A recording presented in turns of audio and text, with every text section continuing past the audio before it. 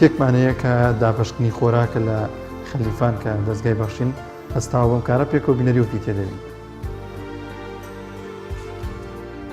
بەناوی خوای گەورە و میهرەبان سڵاوتان لەبێ بینەرانی بەڕێز و خۆشەویست. دیارە دەستگای خێرخوازی بەخشین ئەم ساڵیش بۆ مانجی ڕەمەزانی پیرۆز وەکو تەواوی ساڵانی ڕابردوو چەند پرۆژەیەکی ڕاگەیاندووە بۆ هاوکاریکردنی خەڵکی هەژار و کەم دەرامەت و خاوەن پێداویستی تایبەت.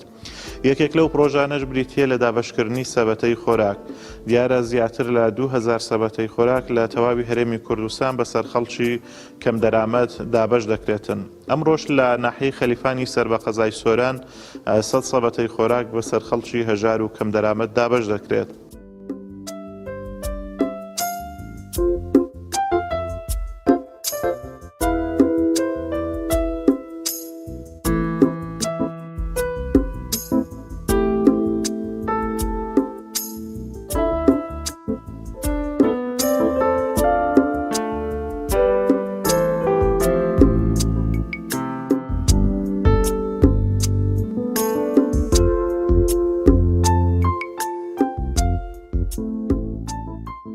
بەناوی خوای گەورە و میهرەبان ئێمە ئەمڕۆ لە نووسینگەی خەلیفان هەڵساین بە دابەشکردنی 100 سەبەتە خۆراک کە لەلایەن دەستگای خێرخوازی بەخشینەوە بۆمان دابین کراوە. شایانی باسە دەستگای خێرخوازی بەخشین هەمیشە هاوکاری خەڵکی فەقیر و هەژاریانی کردووە. بۆ ئەم ساڵیش وەکو نەریتی ساڵانی کۆمەڵی پرۆژەی جوانی ڕاگەیاند و یەک لەو پرۆژانە کە ئەمڕۆ ئێمە لە نووسینگەی خەلیفان ئەنجامی دەدەن دابەشکردنی سەبەتە خۆراکە. جێگای خۆتی دەستخۆشی لە هەموو خێرخوازان و خێرومەندان بکەین کە هەمیشە هاوکاری دەستگای خێرخوازی بەخشین بووینە.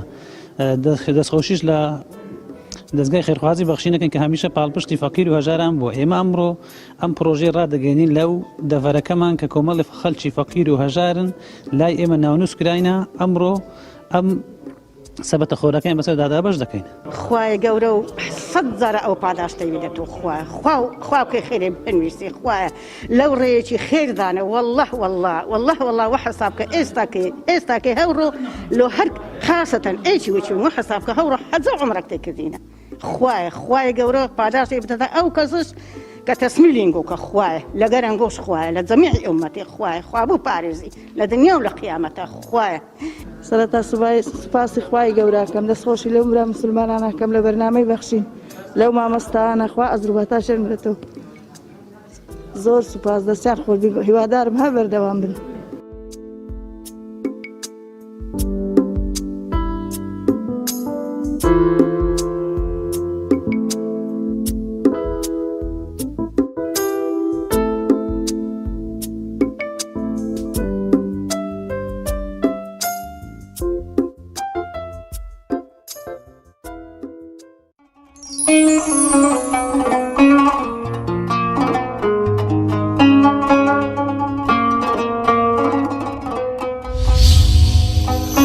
Thank you.